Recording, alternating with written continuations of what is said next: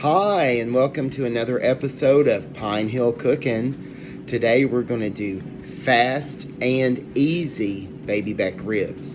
Now I know the best way, and the very best way to cook ribs, is to have them already thawed out. You've got them marinated in some really yummy sauce, and you slow cook them on the barbecue, or you slow cook them in a smoker. But you know, we live in the real world. Ain't nobody got time for that. Maybe you had a really long day at work and you come home and you're like, I really want some ribs. If there was only a fast and easy way to make ribs. Oh no, they're frozen. Well, I'm going to tell you a fast and easy way to make frozen baby back ribs that are almost, now not quite, okay, all you rib Bible enthusiasts out there, please forgive me for the sins that I am about to commit. But we're going to take this frozen slab of baby back ribs and we're going to make them almost as good as what you would have if you slow roasted them on the barbecue or smoked them all day in a smoker. Is it the same? No. But like I said, ain't nobody got time for that, right? We're going to make these fast and easy with just what you have in the kitchen. Easy peasy. Here we go. So the first thing I'm going to have to do, of course, is just open these frozen ribs. So I've got a really good sharp knife and I'm just going to take off the plastic and then I'm going to cut them in half. And that just makes it easier to work with because here in a minute we're going to boil these ribs. And that's the process that's fast and also easy. Okay, so it took a little bit of elbow grease. So what I did was go ahead and unwrap these and I cut them in half. Now the secret to making really good tender baby back ribs is to remove what I call the silver skin, and that's what you see right here. Well, obviously you can't remove it right now because it is solid frozen on these ribs. So I'm going to cook the ribs, and then after they get cooked and softer, before I barbecue them and bake them in the oven, I'll make sure that I get this stuff off. This is the stuff that makes your ribs really tough. If you ever had some tough baby back ribs, that's because the person who cooked them did not remove the silver skin lining on the back of the ribs. So what I'm going to do now is prepare my pot, and I'll show you the secret of putting the fat back into the ribs that's going to cook out during the boiling process. So for the boiling, you're going to want a really big pot, like a really big stock pot. I've got my handy dandy Love It Paula Deen pot. I'm going to fill this up with water, and then I'm going to put in some herbs and salt. I'll show you exactly what I use. You can use whatever you want to make your ribs extra special. Just filling up the pot with good old water. I'm going to get this boiling, and I'll show you what I put into my rib boil. So the way that I make my rib boil is I'm going to use these following seasonings. I'm going to use my Soul Food seasoning, which you haven't tried yet, is amazing. I'm going to use some of this Weber Chicago steak seasoning. It's really good on hamburgers, steaks, and it's really good in the boil for the ribs. I'm going to be using some onion powder, onion, garlic, all of those add extra flavor.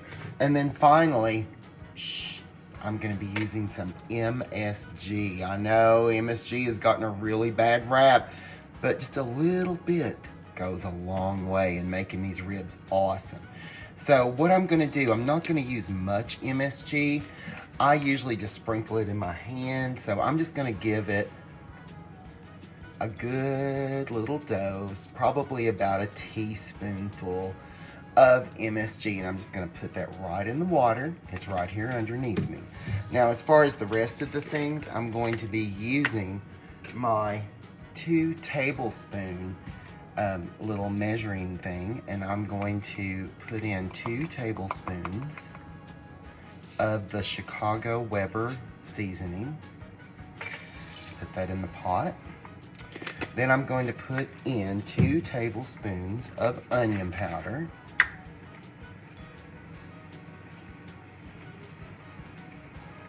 Garlic is really good in this too, but I'm all out of my garlic powder. I should have looked to see, but if you don't have garlic powder, onion is also awesome.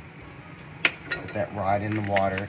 And then finally, I'm going to use 2 tablespoons of my awesome, yummy, yummy, yummy. I can't believe that I went this long cooking and never saw the soul food seasoning. So I'm going to pour that in to the pot.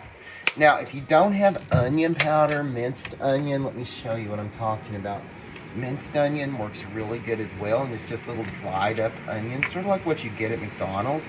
So I am going to add just like a palmful of minced onion in there as well.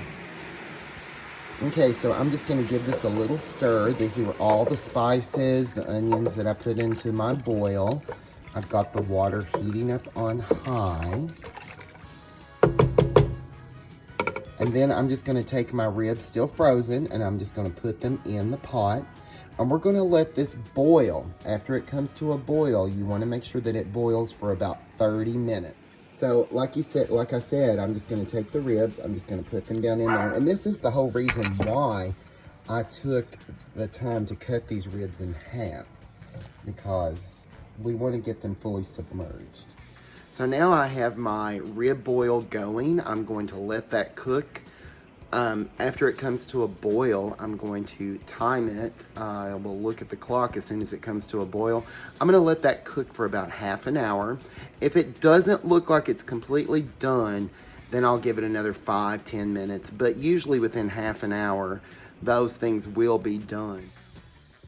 So in case you didn't notice, I'm wearing different clothes right now. I look shaved. That's because while the ribs are cooking, you have time to do other things. I went on ahead and took a shower. I shaved. I trimmed up my eyebrows, trimmed up my side hair, put on some fresh clothes. To all the people I work with, you're welcome. I won't come in tomorrow being offensive. So the ribs have almost cooked 30 minutes. They have about 5 minutes to go. Yeah, I can do a lot in half an hour. So I'm gonna go in and check on them and let's see how they look. And so now we're going to check our ribs and see how they're looking. They're in that lovely boil that I've made. Let me go ahead and grab one. Oh yeah. You can see that there's no pink. The meat is basically done.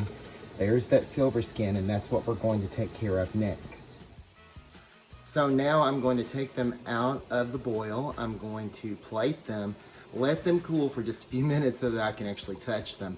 And then I'll show you how easy it is just to peel that off on the back of the ribs, that silver lining, and that's gonna make our ribs even more tender, so delicious. And then we will just barbecue them and broil them in the oven for just a little bit to get that nice caramelization that we want. So now that these have cooled just a little bit, just enough so that I can touch them, you're gonna wanna get some paper towel. And all you have to do is just find a place where it's starting to come off. If it was raw, usually I would take a knife and pare it and start it. But since these are cooked, and then all you do is grab a hold of the back of that silver skin and then just start pulling. Where this is cooked, it may come off in strips, and that's fine. The paper towel helps you get a hold of it, and you're able to pull all of that off so that your ribs are more tender. Now over here, I can see a bigger piece, and it just comes right off. That is the part that's gonna make your ribs tough, chewy. If you've ever had ribs that feel like they're tough, like I said, it's just because they've not taken the time to take the silver skin off. If you have a piece that's sort of stuck and doesn't want to come, just rub it with the paper towel and it will. Trust me. You may not be able to get every little piece off, but you want to try to get as much of that stuff off as you can, because it's going to make your ribs fall off the bone tender. Very good. Now, if your piece of paper towel gets a little full, just grab you a new piece, grab a hold of it, and pull. And you can see the difference. Now, see, that skin is gone. Look at that, they're falling apart already. And so now I'm gonna take them, I'm gonna put them on a pan with some barbecue sauce, and I'm gonna broil them on low for about 10 minutes. And then maybe flip them and do the other side for about 5 more minutes, and then they're done. So before I'd mentioned that I had a secret to put a little bit of the fat back into the meat. It's not really a big secret. I'll use butter. I just put butter on there and let it soak a little bit. If I don't have real butter on hand, I'll use like olive oil, or in a last case resort, just some good vegetable oil, and just let that soak into the meat, and then that adds the flavor back in. Today I do have some good butter, so I'm gonna put that on there first and just let it melt on there, and then add the barbecue sauce. So as you can see, I've got the butter on there, and if it melts, I just like to rub it in, get it in the meat, let it do a slow melt on there. This is gonna add a lot of the flavor that we may have lost from the boiling process back into the meat. Now I'm not bagging it up or marinating it or anything like that, because remember, this is fast and easy. And while I'm doing that, I'm going to sprinkle it just a little bit with some more of that Chicago steak seasoning. And as you can see, the butter has soaked into the meat. It looks so good, so glistening. I got some of that seasoning on there. Now, of course, for some Sweet Baby Ray's, I'm going to put that on the meat. I don't overload mine with barbecue sauce, but I'm going to put enough to give it that barbecue flavor. And then I'm going to take a paper towel and I'm going to rub it on it. Not by rubbing, but by dabbing, and you'll see that here in just a second. And so now that I have the sauce on there, you don't want to rub it, you want to dab it. And so now I'm going to dab this so that it's all over and get the ends as well. If you rub it, you're just going to rub it off. Now, if you've got a fancy barbecue brush or food brush that you want to use, that's fine, but I don't.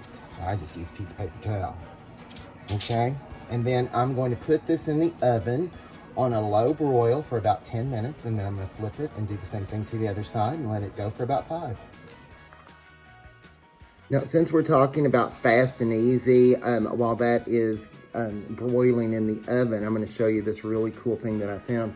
It's a Thai chicken fried rice. It's already prepared in the pouch, and all you have to do is just heat it up, and it's ready to go. And it's just like when you go to a Chinese restaurant, you get the barbecued ribs and you get the Chinese fried rice with it. This is truly a very fast and easy way to fix ribs. You saw they went frozen from the freezer, and now they're broiling in the oven, and that's all within, what, 40 minutes, 45 minutes? They should be done. And this right here cooks in just a minute.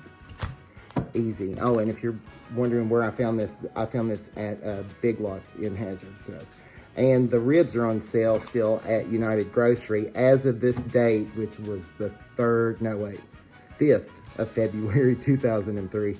I got that whole rack of ribs for like $6 and something. So yeah, got to check out the meat prices at United Grocery in Hazard.